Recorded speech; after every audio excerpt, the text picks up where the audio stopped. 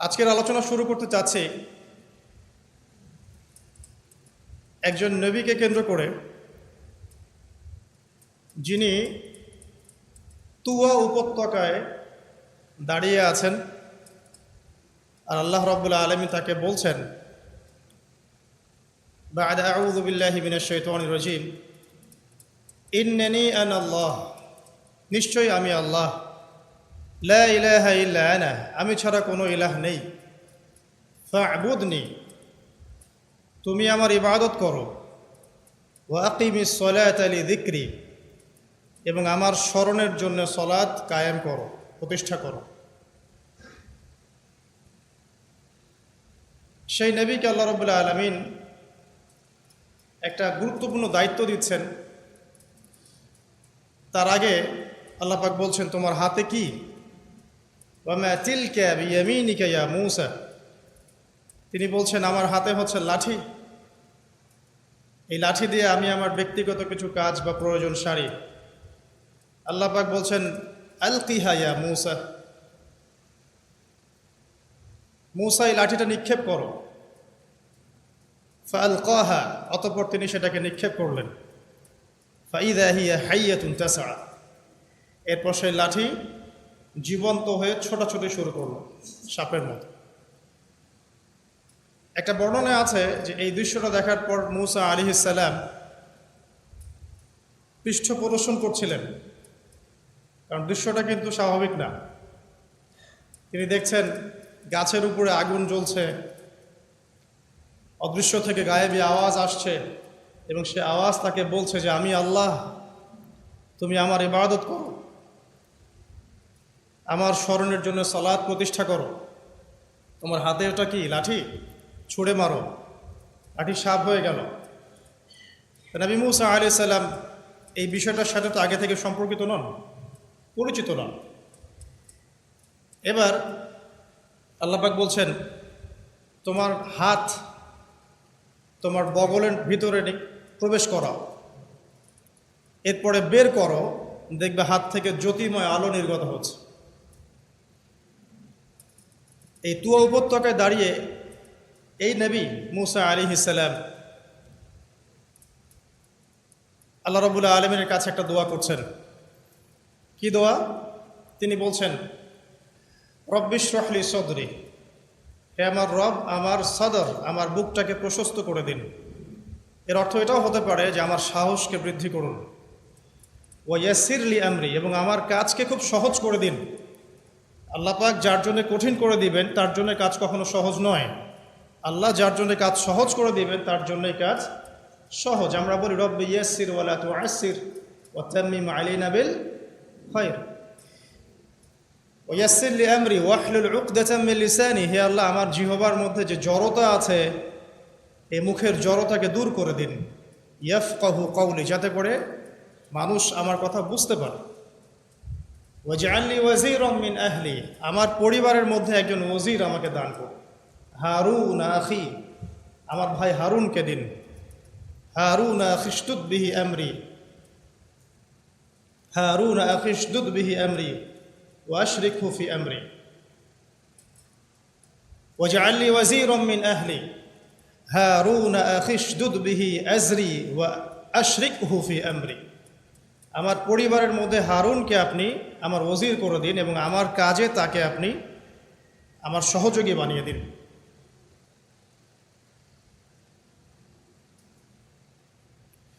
কাই নুসাব্বিহাকা কাসীরা, যাতে করে আমরা বেশি বেশি আপনার জিকির করতে পারি। কাই নুসাব্বিহাকা কাসীরা ওয়া নাযকুরাকা কাসীরা, আপনাকে বেশি বেশি স্মরণ করতে পারি এবং আমাদের কাজগুলো সহজ হয়ে যায়। কাই নুসাব্বিহাকা কাসীরা ওয়া নাযকুরাকা কাসীরা ইন্নাকা কুনতা বিনা বাসীরা, এবং আপনি সবসময় আমাদেরকে দেখবেন, আমরা আপনার দর্শনের মধ্যেই থাকব। তো নবী মূসা আলাইহিস সালাম এই যে দোয়াগুলো করলেন, এখান থেকে আমি আপনাকে আলোচনা শুরু করতে যাচ্ছি আজকে। নবী মূসা আলাইহিস সালাম আল্লাহর সামনে দাঁড়িয়ে এই দোয়াগুলো করছেন। আল্লাহ আমার হৃদয়টাকে প্রশস্ত করুন, আমার জিহ্বার জড়তা দূর করে দিন, আমার কাজগুলোকে সহজ করে দিন, এবং আমার ভাই হারুনকেও আমার সাথে দিন, যাতে করে আমরা বেশি বেশি আপনার স্মরণ করতে পারি। প্রশ্ন হচ্ছে কি কারণে নবী মুসা আলাইহিস সালাম এই দোয়াটা করছেন? উত্তর, আল্লাহ পাক তাকে একটা বড় দায়িত্ব দিয়েছেন, বিশাল দায়িত্ব। বলতে পারা যায় যে একটা চলমান বিশ্বের সবচেয়ে বড় স্বৈরাচারী শাসক, জালেম, কাফের, মুশরিক, সবচেয়ে বড় আল্লাহদ্রোহী, অহংকারী, মুতাকাব্বির, তার কাছে মুসা আলাইহিস সালামকে আল্লাহ পাক পাঠাচ্ছেন ইসলামের দাওয়াত দেওয়ার জন্য। এটা বিশাল, হিউজ টাস্ক, এটা বড় বিষয়, তাই নয় কি? অনেক বড় বিষয়। এবং সেই আল্লাহদ্রোহী, কাফের, জালেম, তার নাম আমরা সবাই জানি, তার নাম কি? ফিরআউন। আল্লাহ পাক বলেছেন ইযহাব ইলা ফিরআউনা ইন্নাহু তাগা, তুমি ফিরআউনের কাছে যাও, ফিরআউন সীমা লঙ্ঘন করেছে। কোন একটা জায়গায় আছে ফিরআউন বলেছিল যে আনা রব্বুকুমুল আ'লা, সূরা নাবা, সূরা নাজিয়াতের মধ্যে আছে আনা রব্বুকুমুল আ'লা, সে বলেছিল আমি তোমাদের মহান রব। নাউযুবিল্লাহ। সে আরো বলেছিল মা আলিমতু লাকুম মিন ইলাহিন গায়রি, আমি ছাড়া তোমাদের কোনো ইলাহ আছে আমি তো এটা জানি না। নাউযুবিল্লাহ। মা উরিকুম ইল্লা মা আরা, আমি তো সেটাই তোমাদেরকে দেখাই যে আমি দেখি, মানে আমি যা ভালো মনে করি আমি তো তাই তোমাদেরকে দেখাই। ওয়া মা উরিকুম ইল্লা সাবিলার রাশাদ, এবং আমি তোমাদেরকে শুধু সৎপথ দেখাই। এটা ফিরআউনের কথা। মানে এক কথায় সে পৃথিবীর সবচেয়ে বড় আল্লাহদ্রোহী এবং সবচেয়ে বড় পরাশক্তির অধিকারী। তার চেয়ে শক্তিশালী সেনাবাহিনী ওই সময় কারো ছিল না। আমি কি বুঝাতে পারছি? আমি চেষ্টা করছি খুব সহজ করে বলার জন্য। তো এই বিশাল দায়িত্ব পেয়ে মুসা আলাইহিস সালাম এই দোয়াটা করছেন, আল্লাহ এত বড় দায়িত্ব, তুমি আমার হৃদয়টাকে প্রশস্ত করো, আমার জিহ্বার জড়তাকে দূর করে দাও, আমার কাজগুলো সহজ করে দাও। এবং ওরা মনে করে, ফিরআউনের যে কমিউনিটি, তারা মনে করে যে আমি একজন ব্যক্তিকে হত্যা করেছি। মনে আছে এক থাপ্পড়ে একজন ব্যক্তি নিহত হয়েছেন। নবী মুসা আলাইহিস সালাম দেখলেন একদিন যে তার কওমের একজন এবং ফিরআউনের সেনাবাহিনীর একজন পরস্পর লড়াই করছে রাস্তায়। তো মুসা আলাইহিস সালাম তার কওমের ব্যক্তিকে সাহায্য করার জন্য এগিয়ে গেলেন। ফাওয়াকাযাহু, একটা ঘুষি মুসা আলাইহিস সালাম তাকে দিয়েছিলেন। ফাকাদা আলাইহি, একটা ঘুষিতেই আল্লাহর হুকুমে ওই ব্যক্তি ডেড। এতে ফিরআউনের বাহিনী মনে করে যে মুসা আলাইহিস সালাম একটা অন্যায় করেছেন। মুসা আলাইহিস সালাম তো ইন্টেনশনালি এই কাজটা করেন নাই। এই ঘটনার ফলশ্রুতিতে মুসা আলাইহিস সালামকে সেখান থেকে মাদিয়ানে চলে আসতে হয়েছে, মিশরে আর থাকা হয়নি। মাদিয়ানে এসে শুআয়ব আলাইহিস সালামের মেয়েকে বিয়ে করার পর তিনি সেখানে প্রায় 10 বছর অবস্থান করেছেন। এখন 10 বছর পর আল্লাহ রাব্বুল আলামিন তাকে বলছেন তুমি ফিরআউনের কাছে যাও, তুমি নবী, এবং তাকে ইসলামের দাওয়াত দাও। মুসা আলাইহিস সালাম পার হয়ে গেলেন। পার হয়ে যাওয়ার পরে বনু ইসরাইল কিন্তু আর আগের মতো থাকলো না। মাত্র 40 দিনের ব্যবধানে, অনলি উইদিন 40 ডেজ, তারা আবার বাছুর পূজা শুরু করেছে। মুসা আলাইহিস সালাম তাওরাত আনতে গিয়েছেন, তাওরাত এনে দেখেন যে কওম বাছুর পূজা শুরু করেছে, ফাসাদ সৃষ্টি করে দিয়েছে। সামেরি নামে একজন ব্যক্তি সর্বপ্রথম এই কাজটা শুরু করেছিল। এই ঘটনা সূরা তাহার মধ্যে আছে। শুধু তাই নয়, তারা অন্য যে ফাসাদগুলো ছিল সেগুলো শুরু করলো। পাশাপাশি তারা হারুন আলাইহিস সালামকে চার্জ করেছিল, মানে হারুন আলাইহিস সালামকে বাধ্য করেছে যেন তিনি কিছু বলতে না পারেন। মুসা আলাইহিস সালাম ফিরে এসে তার কওমের এই অবস্থা দেখে খুব ব্যথিত হলেন। তাদেরকে আল্লাহ রাব্বুল আলামিন মান্না দিলেন, সালওয়া দিলেন। তারপরেও মুসা আলাইহিস সালামের কওমের কিছু ব্যক্তি বলল লান নুমিনা লাকা মুসা, আমরা তোমার উপর ঈমান আনবই না হাত্তা নারাল্লাহ জাহরা, যতক্ষণ না আমরা আল্লাহকে সচক্ষে দেখছি। দেখেন কোন বনু ইসরাইল যাদেরকে আল্লাহ পাক ফিরআউনের কবল থেকে বাঁচিয়ে নিয়ে আসলেন, আসার 40 দিনের মধ্যেই শিরক করা শুরু করলো, আল্লাহকে দেখতে চাচ্ছে। এখন মান্না সালওয়া খাবার আসছে, তারা বলছে যে আমাদের এই খাবার পছন্দ না। ইয়া মুসা ফাদউ লানা রাব্বাক ইখরিজ লানা মিম্মা তুনবিতুল আরদু মিন বাকরিহা ওয়া কিসাইহা ওয়া ফুমিহা ওয়া আদাসিহা ওয়া বাসলিহা, হে মুসা তোমার রবকে বলো মসুর, পেঁয়াজ এগুলো উৎপন্ন করে খেতে চাই আমরা। তারা নিজেরা দোয়াও করছে না, বলছে মুসা তুমি তোমার রবকে বলো। চিন্তা করেন কথা। এক কথায় সীমা লঙ্ঘনের সর্বোচ্চ পর্যায়ে তারা চলে গেল। মুসা আলাইহিস সালাম যখন ইন্তেকাল করলেন, তখন ইন্তেকাল করার ঠিক আগে একটা আদেশ আল্লাহ পাক দিয়েছিলেন। এই জায়গাটা একটু ভালো করে বোঝেন। মুসা আলাইহিস সালাম ইন্তেকাল করার আগে আল্লাহ রাব্বুল আলামিন একটা আদেশ করেছিলেন। সেটা কি? ওই যে প্যালেস্টাইন দেখা যাচ্ছে, প্যালেস্টাইনের হোলি ল্যান্ড, পবিত্র ভূমি দেখা যাচ্ছে, সেখানে আমালেকা নামে একটা সম্প্রদায় থাকে। কি নাম? আমালেকা। আমালেকা সম্প্রদায়ের শারীরিক গঠন অনেক ভালো, শক্তিশালী, এবং তারাও একটা সুপার পাওয়ার। মুসা আলাইহিস সালামের কওমকে আল্লাহ পাক বললেন যে তোমরা আমালেকা সম্প্রদায়ের বিরুদ্ধে যুদ্ধ করবে, যুদ্ধ করে তোমরা প্যালেস্টাইনে ঢুকবে, জেরুজালেম তোমাদেরকে দেয়া হবে। কারণ ওইটা কিন্তু পবিত্র জায়গা, যেখানে ইব্রাহিম আলাইহিস সালাম সহ আবুল আম্বিয়া অনেক ইমাম, বহু ইমামের স্মৃতি বিজড়িত জায়গা। সেটা একটা পবিত্র হোলি জায়গা, যে জায়গাটার চারপাশ আল্লাহ পাক বরকতময় করেছেন, যেমনটা আল্লাহ পাক সূরা বনী ইসরাঈলে বলেছেন। তো এবার মুসা আলাইহিস সালামের কওম যে উত্তরটা দিয়েছিল, এটা সূরা মাইদার মধ্যে আছে। মুসা আলাইহিস সালামের কওম বলছে, ইয়া মুসা, হে মুসা, ইযহাবা আনতা ওয়া রাব্বুকা ফাকাতিলা, তুমি আর তোমার রব গিয়ে যুদ্ধ করো, যাও। ওয়া ইন্না হাহুনা কাঈদুন, আমরা এখানেই বসে থাকি। এই কথা বলেছে মুসা আলাইহিস সালামের কওম, ইযহাব আনতা ওয়া রাব্বুকা ফাকাতিলা, তুমি এবং তোমার রব গিয়ে যুদ্ধ করো, যাও। ওয়া ইন্না হাহুনা কাঈদুন, আমরা এখানে বসে থাকি। ব্যাস, আল্লাহ পাকের গজব চলে আসলো। 40 দিন তারা খালি তিহ উপত্যকায় ঘুরতেই থাকলো। সকালে যেখান থেকে যাত্রা শুরু করে, বিকেলে আবার সে জায়গায় ফিরে আসে। আল্লাহ পাক গজব দিলেন, আযাব দিলেন। এভাবে মুসা আলাইহিস সালামের সময়টা শেষ হয়ে যায়। ওই বাইতুল মাকদাস, জেরুজালেম বিজয় করার হলো না। ঠিক আছে, সামনে যাই চলেন। মুসা আলাইহিস সালামের পরে নবী হলেন ইউশা বিন নুন। কি নাম? ইউশা বিন নুন। ইউশা বিন নুন আলাইহিস সালামের সময় এই যুদ্ধ পরিচালিত হলো, এবং তিনি তালুতকে দায়িত্ব দিয়েছিলেন সেনাবাহিনীর, যিনি মাত্র 313 জন বা 317 জন সৈন্য নিয়ে আমালেকা সম্প্রদায়ের এগেনস্টে যুদ্ধ করেছেন। আল্লাহ পাক পরীক্ষা করেছিলেন, এই নহর পার হতে হবে, যারা পানি খাবে তারা আর যুদ্ধ করতে পারবে না, এলিমিনেট। এরা পানি খাবে না, পরীক্ষা, পানিও খাওয়া যাবে না, শুধু এক গোরফা ব্যতীত, এক চুমুক ব্যতীত, তাদেরকে নিয়ে যুদ্ধ করতে হবে। বেশিরভাগই পানি খেয়ে ফেললো, 313 জন বা 17 জন তারা খায়নি। তাদেরকে নিয়ে ইউশা বিন নুন নেতৃত্বে তালুত যুদ্ধ করছেন জালুতের সাথে।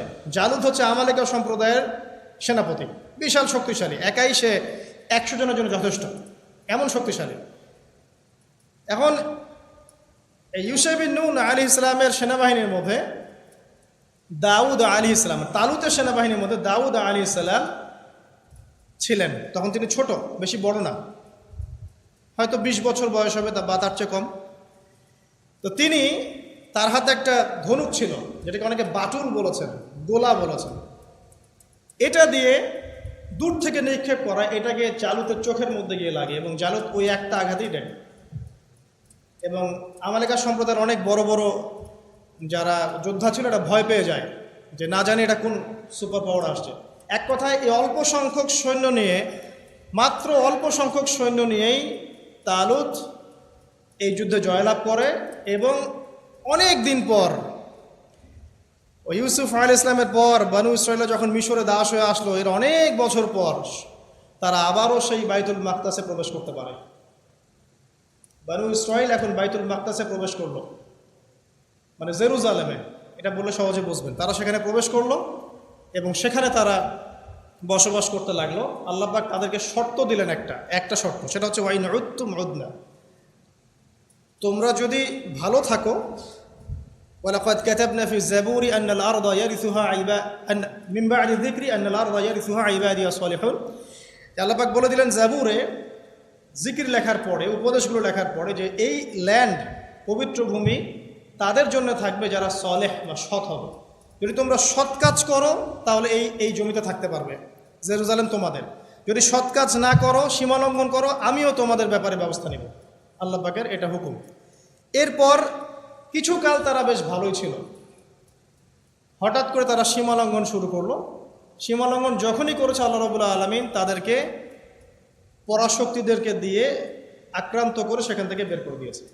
সবচেয়ে বড় বড় দুটো ঘটনা ঘটেছে, একটা রোমানদের দ্বারা, রোমানরা এসে ওদেরকে ওখান থেকে বহিষ্কার করে দিয়েছে, আরেকটা ওই যে বুখত নাসর তার দ্বারা পরবর্তীতে তিনি তাদেরকে এখান থেকে সীমালঙ্ঘনের কারণে বের করে দাসত্ব শৃঙ্খলা আবদ্ধ করে ব্যাবিলনে নিয়ে আসেন, যে জায়গাটার নাম হচ্ছে ইস্পাহান।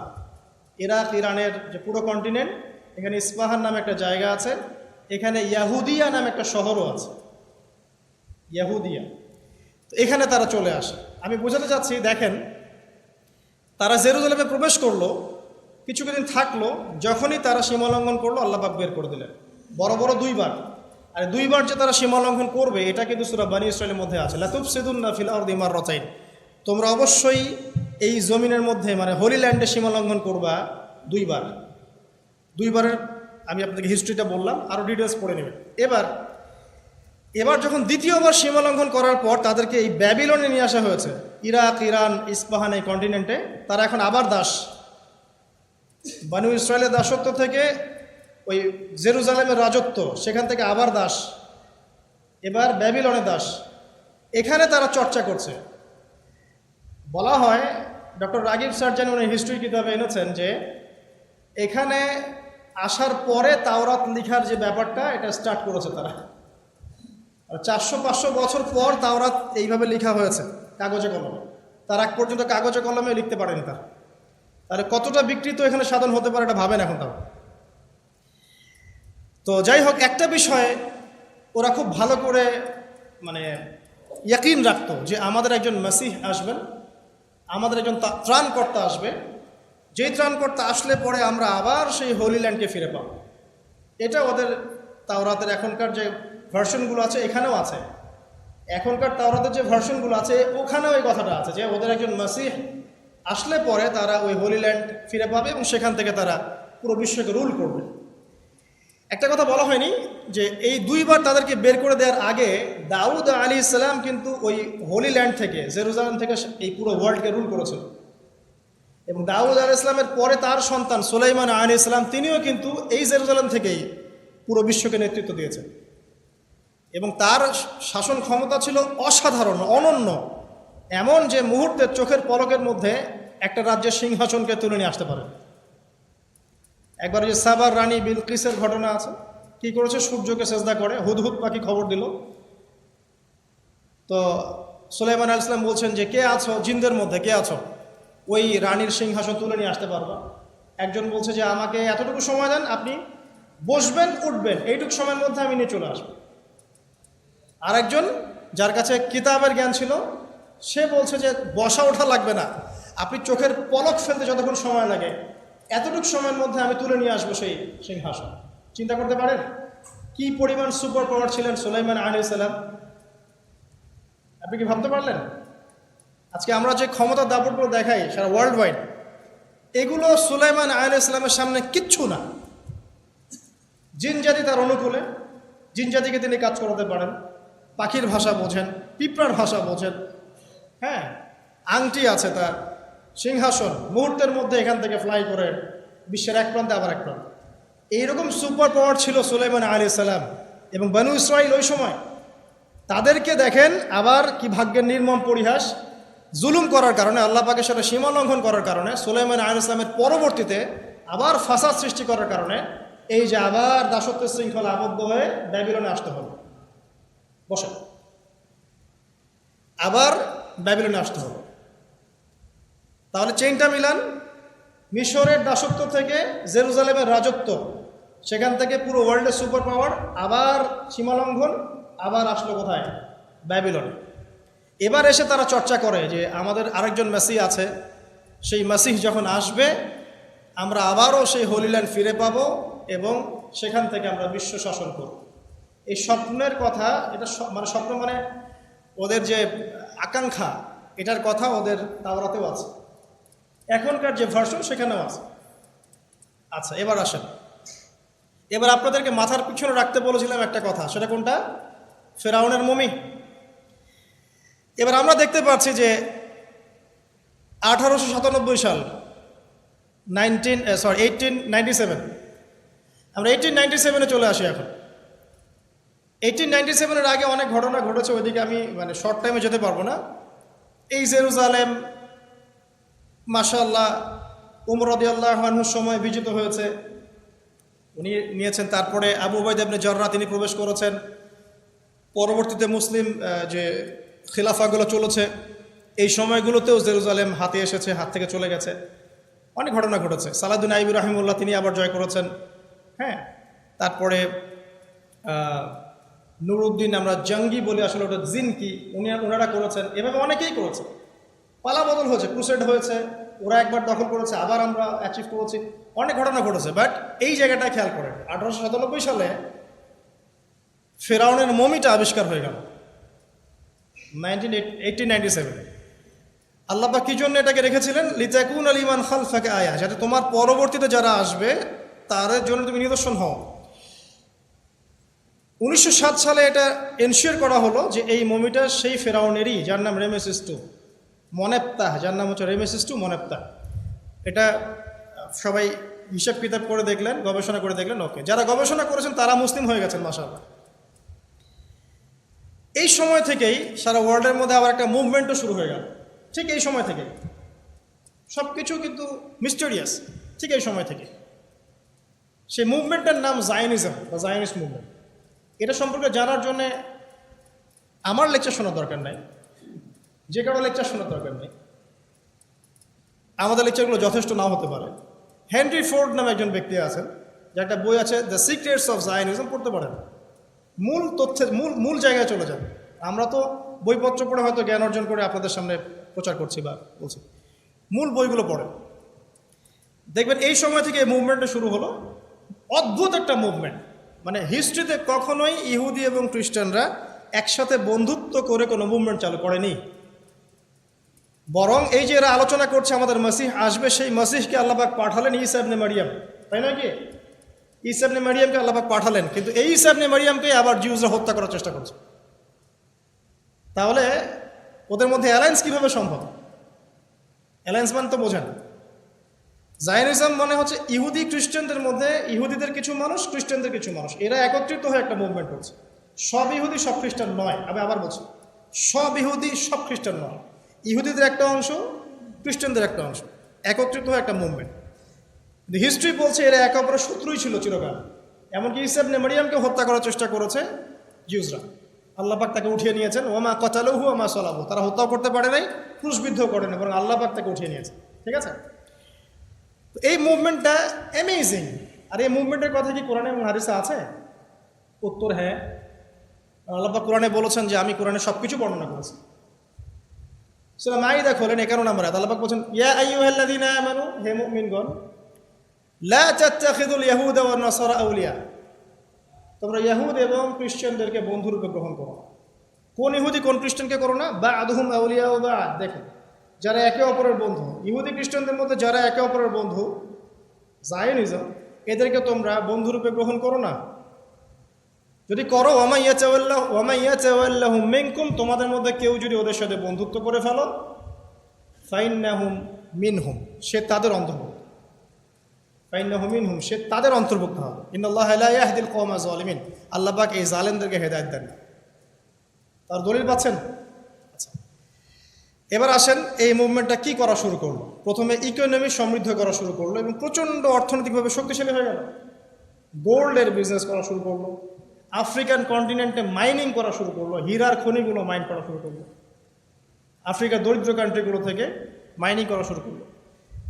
সম্পূর্ণ উদ্দেশ্যপ্রণীতভাবে তারা ফার্স্ট ওয়ার্ল্ড ওয়ার, প্রথম যুদ্ধ সংগঠিত করলো। এটা অটোমেটিকলি যুদ্ধটা হয় নাই। এই যুদ্ধের পিছনে দুটো মূল কারণ ছিল। এক নম্বর কারণ ছিল অটোম্যান এম্পায়ার বা তুর্কিদেরকে হটানো, কারণ তুর্কিদের আন্ডারে তখন ছিল জেরুজালেম। আর 2 নম্বর টার্গেট ছিল যে জিউসদের জন্য একটা নিরাপদ জায়গার ব্যবস্থা করা। হিস্ট্রি খালি পড়লেই হবে না, এটাকে ভিতরে চোখ দিয়ে অ্যানালাইসিস করতে হবে। আলহামদুলিল্লাহ আমি লাস্ট 10 ইয়ার্স থেকে হিস্ট্রি পড়ছি, লাস্ট 10 ইয়ার্স। দুটো রিজন আমি দেখেছি এখানে, দুটো রিজন। ফার্স্ট ওয়ার্ল্ড ওয়ারের পিছনে দুটো রিজন। নাম্বার 1, অটোমান এম্পায়ারদেরকে সেখান থেকে হটিয়ে দেয়, এবং সেই কাজটা করেছে কিন্তু জেনারেল অ্যালেনবি, 1917-এ বেলফোর্ড ডিক্লারেশন বলে এটাকে, যে ব্রিটিশরা এসে এই ব্রিটিশদের সাথে কিন্তু কিছু মুসলিমরাও ছিল, ব্রিটিশদের সাথে কিছু মুসলিমরাও কিন্তু বন্ধুত্ব করেছিল, পরে তুর্কিদেরকে হটিয়ে দিয়েছে, ওখানে হটিয়ে ওই জেরুজালেম উন্মুক্ত করেছে কাদের জন্য? জিউসদের জন্য। এবার এই যে ব্যাবিলনের দাস জিউস সভ্যতা, যারা স্বপ্ন দেখছে ওদের মাসি আসবে, 2000 বছর পরে, কত হাজার বছর? প্রায় 2000 বছর পর তারা আবার জেরুজালেমে ঢুকলো। ব্যাপারটা কি আপনার কাছে রহস্যজনক মনে হচ্ছে না? এবং তারা মেসিহের অপেক্ষাও করতে থাকলো।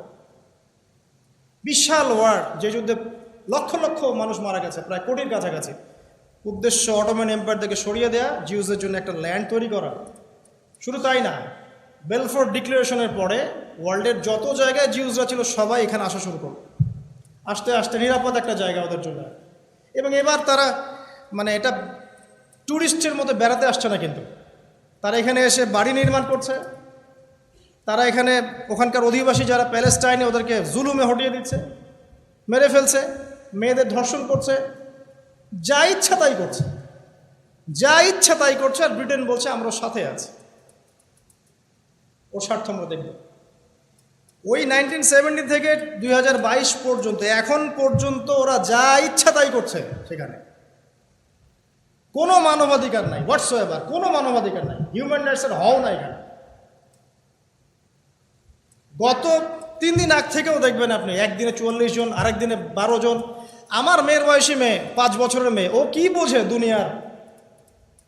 একজন ব্যক্তিকে নাকি ধরার জন্যে সিভিলিয়ানদের যেখানে বাড়ি আছে, কলোনি, সেখানে হামলা, মিসাইল হামলা, এবং দাঁড়িয়ে বড় গলায় বলছে যে জিউসদের এগেনস্টে কোনো পদক্ষেপ নেওয়া হলে আমরা এটাকে প্রতিহত করব শক্তভাবে। এবং পশ্চিমারা এবং আমাদের আমেরিকান কন্টিনেন্ট, আমাদের ন্যাটো, এই যারা সবাই আছে, এরা বলল যে হ্যাঁ আমরা জিউসদের অধিকারের ব্যাপারে সচেতন, পাশে থাকব। কি এটা তামাশা? একটা পরিসংখ্যান দিব আপনাকে। 2008 সাল থেকে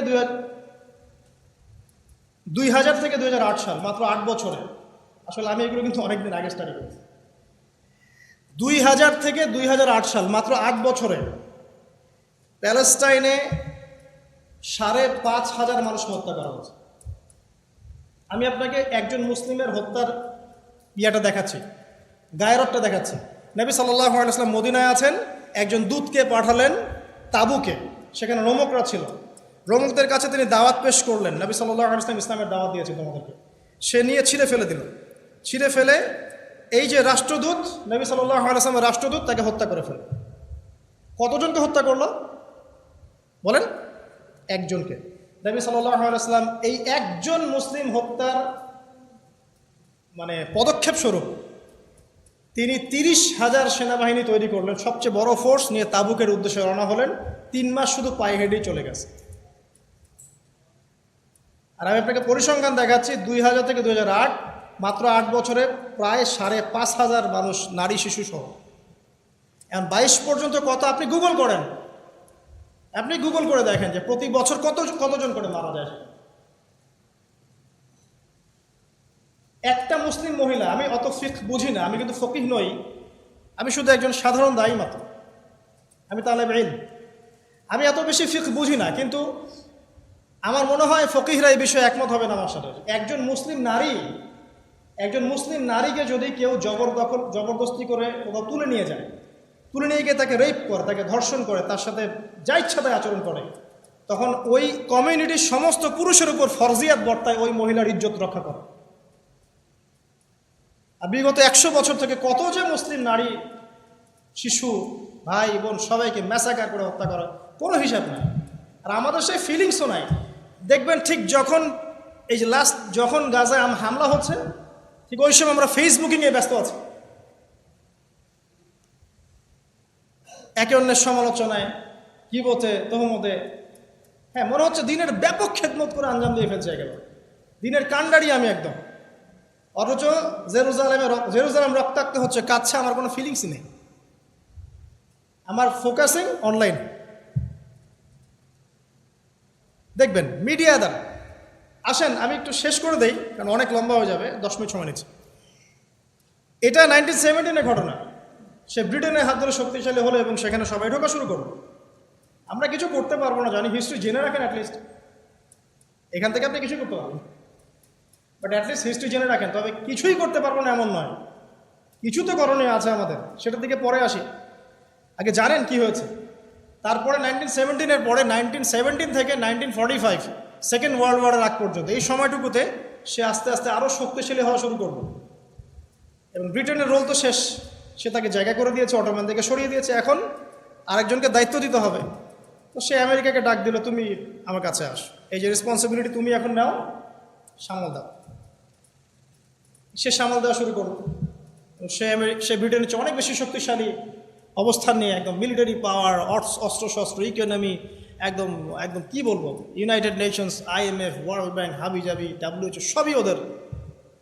টেকনোলজি, সায়েন্স, বিজ্ঞান, প্রযুক্তি, অস্ত্র, মিলিটারি সায়েন্স যা আছে সব, ইভেন পারমাণবিক বোম, নিউক্লিয়ার ওয়েপেন্স। আর নিউক্লিয়ার ওয়েপেন্স এমন জিনিস যেটা দিয়ে সারা ওয়ার্ল্ডকে রুল করা যায়। দুটো জিনিস দিয়ে ওয়ার্ল্ডকে রুল করা যায় এখন, একটা নিউক্লিয়ার ওয়েপেন্স, একটা হচ্ছে ডলার। যার কাছে নিউক্লিয়ার ওয়েপেন্স নাই, ডলারও নাই, তার কোনো দামও নাই। ডলার না থাকলে আমাদের ইকোনমিক স্যাংশন এত মাথা ব্যথার কারণ আছে? টাকার মান বাড়বে কমবে কি দিয়ে? এই জন্যে ব্রিক্স, একটা অ্যাসোসিয়েশন আছে ব্রিক্স, ব্রাজিল, ইন্ডিয়া, রাশিয়া, তারা মিলে, চায়না, তারা প্ল্যান করছে যে আমরা নতুন একটা কারেন্সি লঞ্চ করব, যাতে করে একটা কারেন্সির উপরে আমাদের ডিপেন্ডেন্ট থাকতে না হয়। এবং তারা অনেক স্মার্ট, মুসলিমরা এটা করেছে। যেই মুসলিমদের হাতে জেরুজালেম বারবার বিজিত হয়েছে, তারা আমাদের মতো এত অপদার্থ ছিল না। সালাদিন আইবি রহিমউল্লাহ এমন ছিলেন,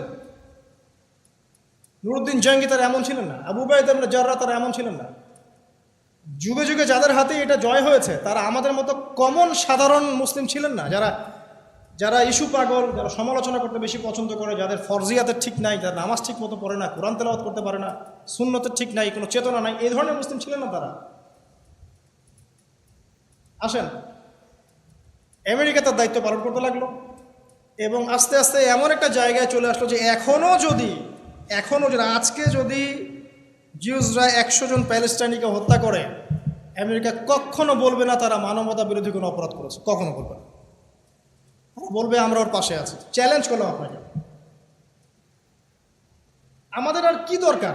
মানে আমাদের কি বোধশক্তি একবারে নষ্ট হয়ে গেছে? এরপরেও আমরা এই রাষ্ট্রের সাথে বন্ধুত্ব করতে পছন্দ করি। আরব কান্ট্রিগুলোকে দেখেন, সবার বন্ধু America. American kingdom of Arabia বলি আমি, American global American kingdom of Arabia, যে জিউসদের পক্ষ নিয়ে শতাব্দীর পর শতাব্দী কাজ করে যাচ্ছে, বছরের পর বছর, এবং সেখান থেকে সে এখন সারা ওয়ার্ল্ডকে রুল করার প্ল্যান করেছে এবং সে অচিরেই তার দায়িত্বও ছেড়ে দিবে। সে দায়িত্বটা দেখবেন ওর হাতে অর্পণ করে দিবে। এই ঘটনাগুলো ঘটার সময় তার আস্তে আস্তে আস্তে আস্তে ওয়ার্ল্ডের সবগুলো জিনিস নিয়ন্ত্রণ করা শুরু করে দিল লাস্ট 100 বছর। এরপর আরব ইসরায়েল যুদ্ধ হলো। যত যুদ্ধ হয়েছে তত ইসরায়েল এক্সপ্যান্ড করেছে। মিশর থেকে কিছু জায়গা, সিরিয়া থেকে কিছু জায়গা, আস্তে আস্তে তার টেরিটরি এক্সপ্যান্ড করতে শুরু করলো। মনে রাখেন, তারা কিন্তু তাদের মাসিহের জন্য ওয়েট করছে।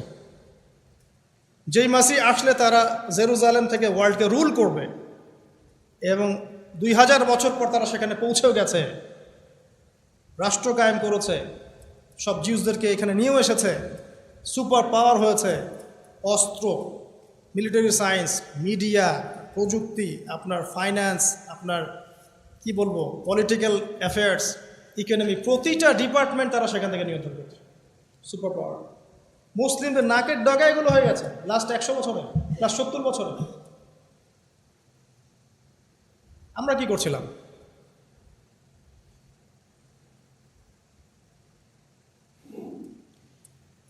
তো সামনে কি? হ্যাঁ, নির্দিষ্ট সময় পর্যন্ত তার এই রুলিংস চলবে ওয়ার্ল্ডের মধ্যে। এখানে আমাদের অ্যানালাইসিস, আল্লাহ রাসূল সাল্লাল্লাহু আলাইহি ওয়াসাল্লাম একজন সত্তার কথা বলেছেন, তার নাম কি? দাজ্জাল, যে জিউসদেরকে নিয়ে সারা ওয়ার্ল্ড রুল করবে। সে কোথায়, সে কবে আত্মপ্রকাশ করবে, কোন দিক থেকে আত্মপ্রকাশ করবে, এগুলো নিয়ে আমার সাথে পরে ডিসকাস করে।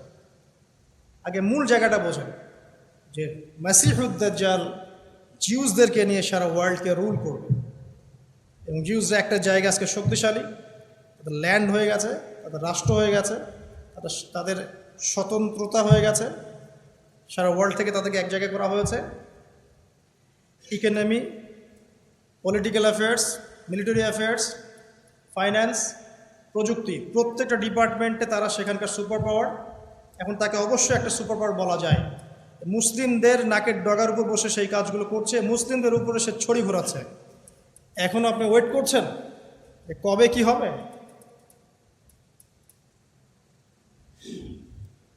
তবে এর একটা শেষ আছে, শেষটা আমি আপনাকে মিলিয়ে শেষ করে দিচ্ছি খুব।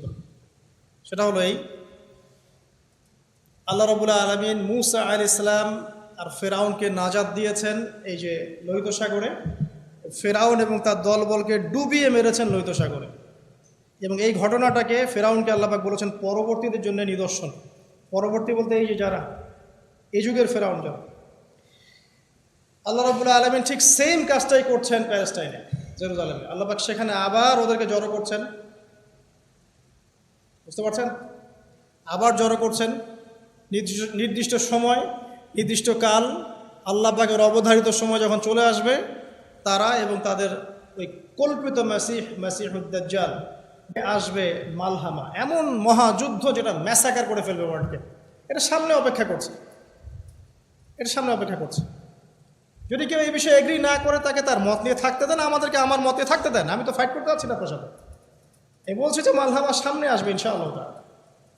মালহামার পরে আসবে কনস্ট্যান্টিনোপল বিজয়, হতে পারে টার্কি অ্যাটাক হবে, আল্লাহু আলাম, আল্লাহ ভালো জানে। এরপরে বের হবে মাসিহুদ দাজ্জাল, এবং সে যখন বের হবে সারা ওয়ার্ল্ডকে সে 40 দিন রুল করবে ম্যাসিভলি।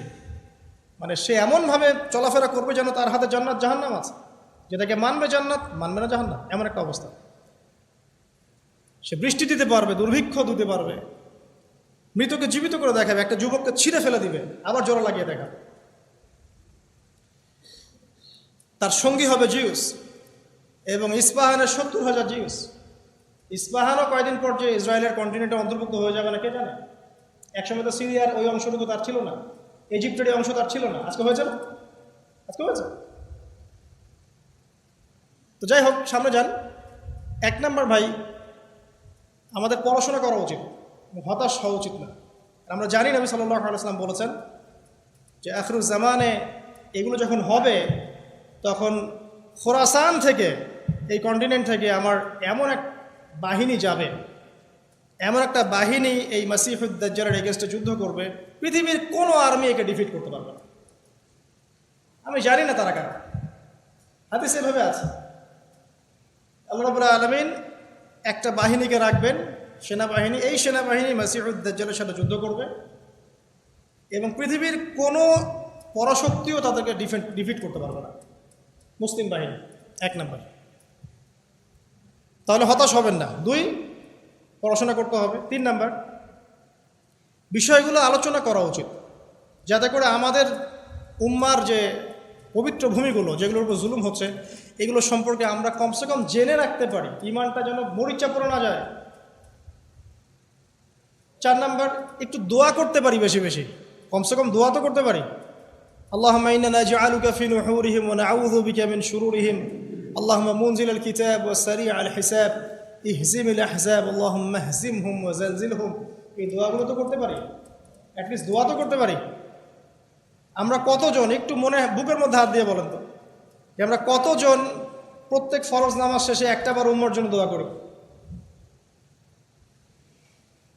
কে দোয়া করেছে? আর আপনি দেখেন না, এই যে ইব্রাহিম যাকে মেরে ফেললো কয়েকদিন আগে, তার মা হাসতে হাসতে বলছেন যে আমার এক ইব্রাহিমকে মেরে কিছুই হবে না, এরকম 1000 ইব্রাহিম জন্ম নিবে। দেখেন ওখানে ইমান, দেখেন মায়ের চোখে কোনো পানি নাই, মা খুশি, মা খুশি। দোয়া করি বেশি বেশি করে উম্মার জন্য, এবং উম্মাকে নিয়ে চিন্তা করি, ফিকির করি। আত্মকেন্দ্রিক চিন্তা বাদ দিয়ে গ্লোবাল চিন্তা করি, উম্মাকে নিয়ে চিন্তা করি।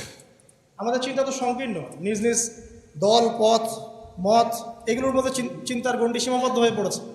চিন্তাকে একটু প্রশস্ত করি, সবাইকে মুসলিম ভাবতে শিখি। সবাই মুসলিম আমার ভাই, ত্রুটি থাকতে পারে, আপনার সাথে আমার মাযহাবি মানে ইখতিলাফ থাকতে পারে, আদর্শগত ইখতিলাফ থাকতে পারে, বাট দিন শেষে আপনি আমার ভাই মুসলিম, একটা ইউনাইটেড চিন্তা করতে পারি যে না আমরা সবাই মুসলিম, এবং ওই জায়গাটা কোনো নির্দিষ্ট জাতির নয়, এটা মুসলিমদের,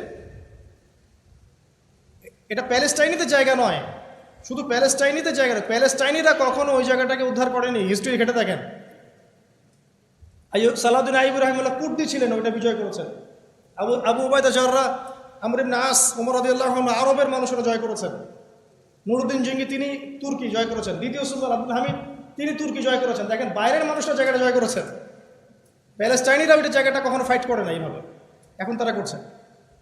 তো এটা নিয়ে আমাদের গ্লোবাল চিন্তা দরকার, শুধু ওটা এক জাতীয়তাবাদের আওতায় আনা উচিত না। এটা আমাদের মুসলিম উম্মার সম্পত্তি, এটা আমাদের, যেখানে নামাজ পড়লে 500 রাকাত নামাজের সওয়াব পাওয়া যায়। নবী সাল্লাল্লাহু আলাইহি ওয়াসাল্লাম ওখান থেকে মেরাজে গিয়েছেন। শুধু তাই নয়, এই জায়গা ছিল আমাদের প্রথম কেবলা, এটা আমাদের, ওর কান্না আমাদের শুনতে হবে। অতএব দোয়া করে তাদের জন্যে আল্লাহ পাক এই মাজলুমদেরকে সাহায্য করুন, এবং জালেমের আল্লাহ পাক এমনভাবে পতন ঘটান, ঠিক যেভাবে আল্লাহ রাব্বুল আলামিন ফেরাউনের বাহিনীকে লোহিত সাগরে ডুবিয়ে মেরে দিয়েছে, এবং সেটা হবে ইনশাআল্লাহ। হাদিসের পাতা আছে বাবেলুদ নামক জায়গায় তাকে হত্যা করা হবে, দাজ্জালকে। এবং আপনি কি জানেন যে বাবেলুদ এখন ইসরায়েল এয়ারপোর্টের নাম? এই লুদ থেকে মাত্র 15 থেকে 18 কিলোমিটার দূরে ইসরায়েলের এয়ার বেস ক্যাম্প আছে। ওই সময় ইসরায়েল নামে কোনো রাষ্ট্রই ছিল না যখন হাদিসটা বলা হচ্ছে। শাম বলা হচ্ছে, শামের বাবেলুদে দাজ্জাল নিহত হবে, মাসিহুদ দাজ্জাল নিহত হবে ঈসা ইবনে মারিয়ামের হাতে। ওই সময় এই স্টেট অফ ইসরায়েলের অস্তিত্ব ছিল না। এখন সেখানে ওদের এয়ারক্রাফট আছে, এয়ার বেস আছে। জিওপলিটিক্স পড়েন, ইতিহাস পড়লে এই বিষয়গুলো জানতে পারবো ইনশাআল্লাহ। ইতিহাস থেকে শিক্ষা নেই। একই সাথে আমরা যে গতানুগতিক লাইফ লিড করছি, এই লাইফ লিডগুলোকে চেঞ্জ করি। কারণ আল্লাহ রাব্বুল আলামিন এমন কোনো ব্যক্তির হাতে উম্মার বিজয় দেন না, যারা এভারেজ, যারা একটু এক্সেপশনাল, তাদের হাতে আল্লাহ পাক উম্মার বিজয় দান করে। এভারেজ মুসলিম থেকে আমরা একটু এক্সেপশনাল হয়ে যাই, আল্লাহ পাক তৌফিক এনায়েত করুন। সর্বশেষ কথা হলো যে অ্যাটলিস্ট পণ্যগুলো বয়কট করে ফেলে। অ্যাটলিস্ট এই কোনো পণ্য আমি খাবো না, ইউজও করবো না, আমি ওকে কোনো টাকাও দিব না। আমার টাকা দিয়ে সে আমার ভাইদেরকে হত্যা করে আমি তো করতে দেবো। আমাদের জায়গা থেকে এর বেশি কিছু করার নেই। কারণ আমি পলিটিক্যাল অ্যাফেয়ার্স ডিল করতে পারি না, আমাদের রাষ্ট্র অত শক্তিশালী না। ঠিক আছে, ইন্ডিভিজুয়াল জায়গা থেকে মন থেকে ঘৃণা করতে পারেন, জালেমকে মন থেকে ঘৃণা করতে পারেন, মাজলুমকে দোয়া করতে পারেন, ওয়ান উম্মা কনসেপ্ট লালন করতে পারেন, উম্মাকে একটা বডি ভাবতে পারেন, ওর ব্যথায় ব্যথিত হতে পারেন, অন্য বয়কট করতে পারেন, এবং ইতিহাসগুলো চর্চা করতে পারেন, মানুষকে জানাতে পারেন, এতটুকু তো করতে পারেন। আল্লাহ পাক আমাদেরকে মুসলিমদের ব্যথায় ব্যথিত হওয়ার তৌফিক দান করুন। উম্মার যে জায়গাগুলোতে বেশি কাজ করা দরকার সেগুলোতে ফোকাস করার তৌফিক দান করুন, এবং গৌণ বিষয়গুলো, ইখতিলাফি বিষয়গুলোকে এড়িয়ে যাওয়ার তৌফিক দান করুন। আমি আর লম্বা করছি না, আমি দুঃখিত, লেকচার একটু লম্বা হয়ে গেছে। আল্লাহ পাক আমাদের সবাইকে পবিত্র কোরআন এবং সুন্নাহ অনুযায়ী জীবনযাপন করার তৌফিক এনায়েত করুন, আমিন। এখন খুতবা হবে ইনশাআল্লাহ, খুতবার পরে আমরা সালাত পড়ব ইনশাআল্লাহ।